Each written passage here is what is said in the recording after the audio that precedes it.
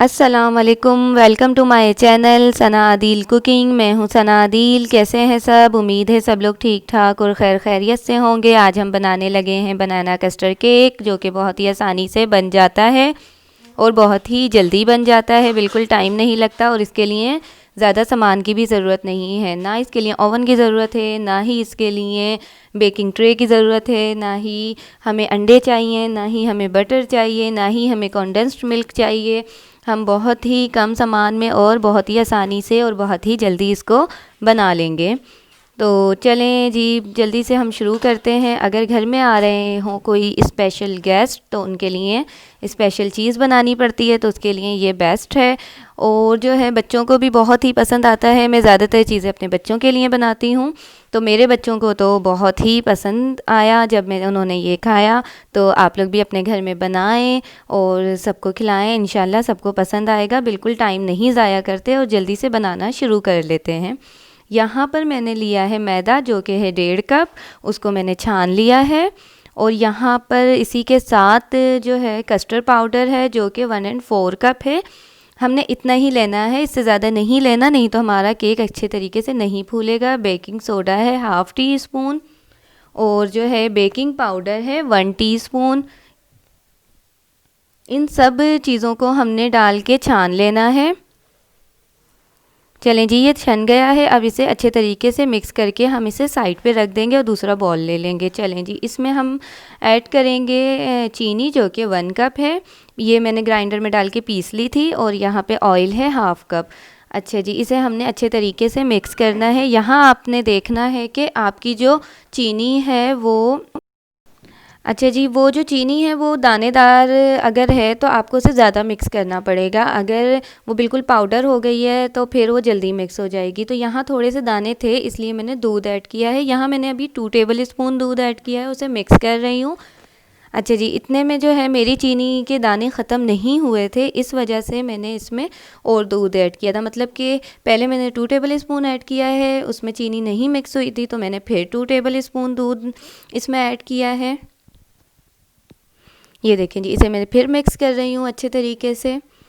तो इसे, लेकिन इसमें अभी भी चीनी के दाने थे, इस वजह से मैंने 2 टेबल स्पून दूध और ऐड किया। इसमें टोटल हमारा 6 टेबल स्पून दूध ऐड हुआ है। उसके बाद चीनी बिल्कुल ऑयल के साथ मिक्स हो गई है और ख़त्म हो गई है, उसमें दाने नहीं थे। अब जो हमारे ये ड्राई इंग्रेडिएंट्स हैं, इसे मैंने पहले आधा डालना है और आधा डाल के इसे थोड़ा सा मिक्स करना है। और उसके बाद जो बाकी का होगा वो भी सारा डालकर मैं इसे अच्छे तरीके से मिक्स कर लूँगी। यहाँ मैंने अभी आधा डाला है और ये देखें जी, अब मैंने बाकी का भी आधा डाल दिया और इसे मिक्स करना है।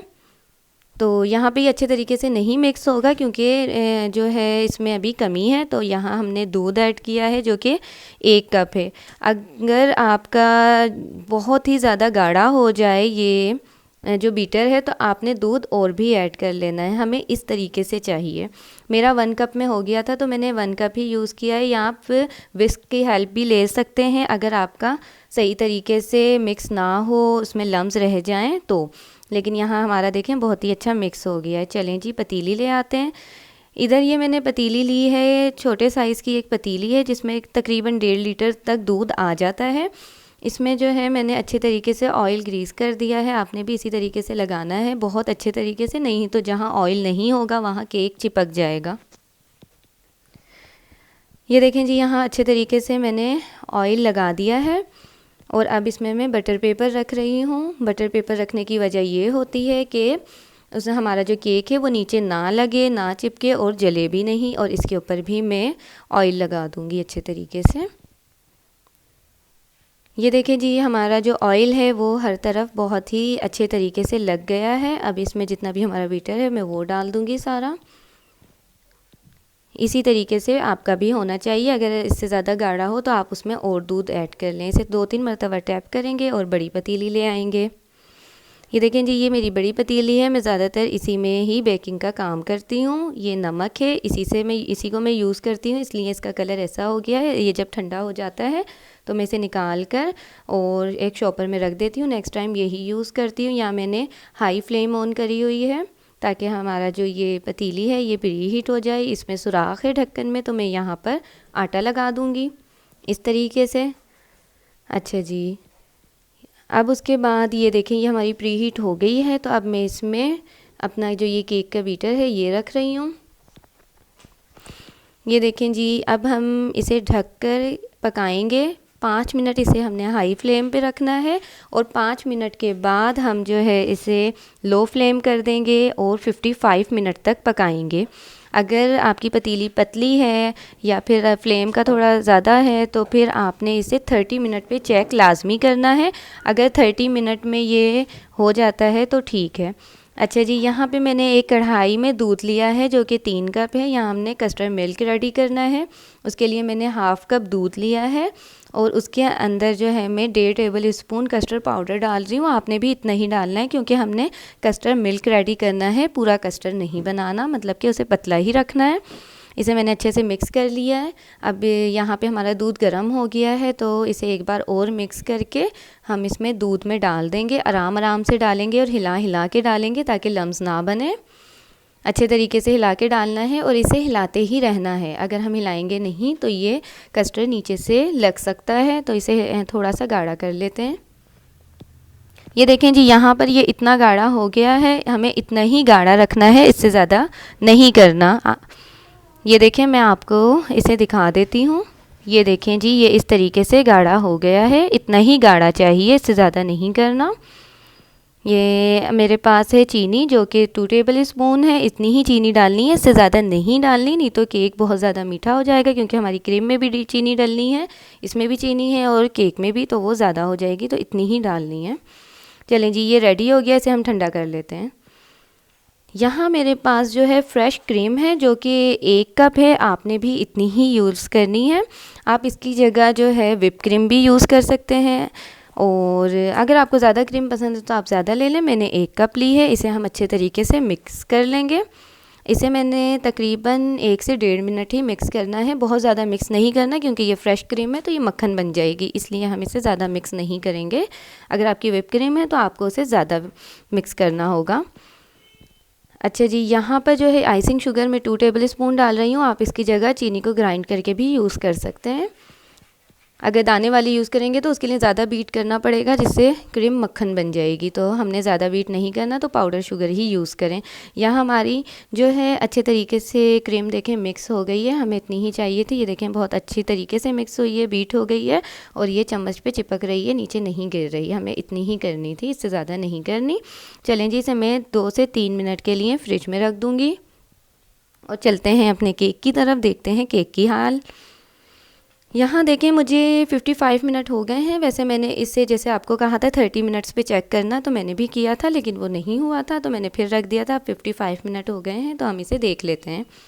ये देखें हमारा जो केक है बहुत अच्छे तरीके से रेडी हो गया है। इसे मैं निकाल लेती हूँ। अब आपने किसी भी छुरी की मदद से इसे साइडों से इस तरीके से निकाल लेना है। वैसे ये निकला हुआ है लेकिन आप फिर भी इस तरीके से कर लें ताकि अगर थोड़ा बहुत कहीं से चिपका हो तो वो निकल जाए। चलें जी, इसे हम एक प्लेट में निकाल लेते हैं।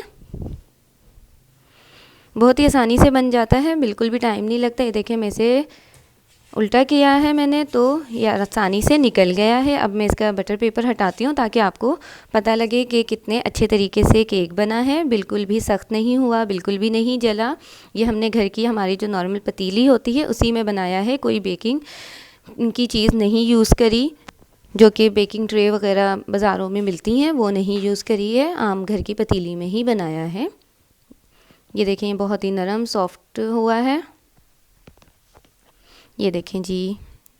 चलें जी, अब यहाँ पर जो है मैंने इसे एक छुरी की मदद से इसे कट कर लिया है। आप लोग इसे इस तरीके से भी इस्तेमाल कर सकते हैं, ज़रूरी नहीं है कि आप इसके 2 पीस करें, तो आप इसे इसी तरीके से भी यूज़ कर सकते हैं। मैंने यहाँ पर इसके 2 पीस कर लिए हैं। ये देखें ये 2 पीस हो गए हैं।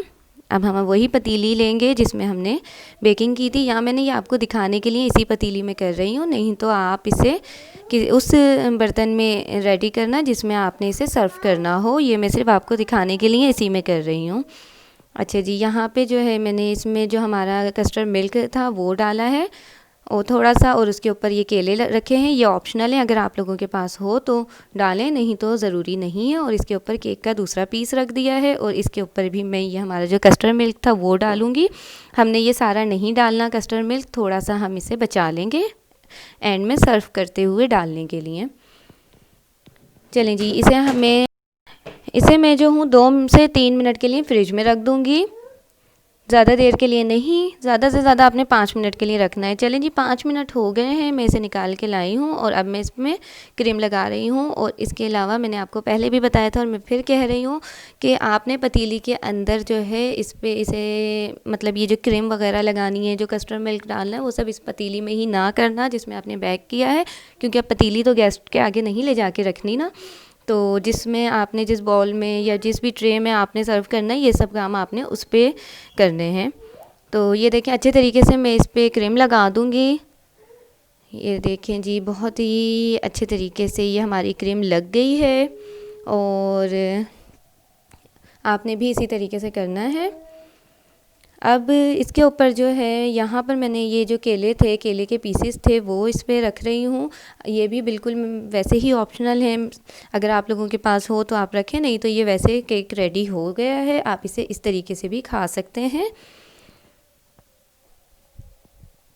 ये देखें जी, हमारे सारे केक पे हमने केले लगा दिए हैं, और इसके ऊपर मैं थोड़े से पिस्ते और बादाम डाल रही हूँ। ये भी ऑप्शनल है, अगर आप लोगों के पास हो तो डालें, ना हो तो ना डालें, कोई मसला नहीं है। और ये देखें, हमारा बहुत ही अच्छा सा केक रेडी हो गया है। इसे मैं 15 से 20 मिनट के लिए फ़्रिज में रख दूँगी। यहाँ देखें जी, हमारे 15 से 20 मिनट हो गए हैं। मैं यहाँ पर आपको इसे निकाल के दिखाती हूँ। अच्छा जी, ये देखें, बहुत ही हमारा प्यारा सा और अच्छा सा केक तैयार है। बस हमें इतना ही करना था। ये देखें, मैं इसे काट रही हूँ और ये बहुत ही आराम से कट जाएगा। ये देखें, इससे आपको पता लग रहा होगा कि ये कितना नरम केक बना है। ये इसी तरीके से आपका भी बनेगा। अगर आप इसी तरीके को फॉलो करेंगे तो इतना ही नरम केक बनेगा। बस ये ध्यान रखना है कि हमने जो कस्टर्ड पाउडर था, वो जो मैंने 1 4 कप डाला था, आपने भी उतना ही डालना है, नहीं तो केक को वो सख्त कर देगा और मैदे को सही से पकने नहीं देगा। ये देखें जी, हमारा केक रेडी हो गया है, और मैं जो हूँ यहाँ पर इसमें डालूँगी वो कस्टर्ड मिल्क जो कि हमने थोड़ा सा बचा के रखा था पहले, तो इसमें हम वो डालेंगे। उसके साथ खाने में ये बहुत ही अच्छा और मज़े का लगता है। तो आपने भी इसी तरीके से इसे सर्व करना है। यहाँ पर जो है मेरे बच्चे मेरे साथ खड़े हुए हैं खाने के लिए, जैसे कि उन्हें पता लग गया है कि केक तैयार है, तो उनसे बिल्कुल नहीं इंतज़ार हो रहा, वो लोग यहीं पे खड़े हैं। तो आप भी इसी तरीके से बनाएं, अपने बच्चों को खिलाएं, इंशाल्लाह उन्हें बहुत पसंद आएगा। मेरे बच्चों को तो यहाँ पे बहुत पसंद आया, आप लोगों को भी इंशाल्लाह पसंद आएगा। घर में कोई गेस्ट आ जाए उनके लिए बनाएं, तो बिल्कुल ज़्यादा चीज़ों की ज़रूरत नहीं है। ओवन के बगैर देखें इतना अच्छा और मज़े का केक बन के तैयार हो गया है, पतीली में वो भी। तो आप भी अपने घर में बनाएं, खाएं, और वीडियो अच्छी लगी है तो इसे लाइक करें, और अगर चैनल को पहली बार आए हैं तो इसे सब्सक्राइब करें, क्योंकि आप सब्सक्राइब करेंगे तो उससे आपको मेरी वीडियोस मिलती रहेंगी। और इंशाल्लाह हम इसके बाद भी और भी बहुत सी अच्छी और बहुत सी आसान वीडियोस बनाते रहेंगे, और मैं आपके लिए बहुत ही आसान वीडियोस लेकर आऊँगी, बहुत ही आसान रेसिपीज़ लेकर आऊँगी। तो आप लोगों ने चैनल को सब्सक्राइब करना है, वीडियो को लाइक करना है, और वीडियो को पूरा देखा करें। अपना ख्याल रखें। अल्लाह हाफिज़।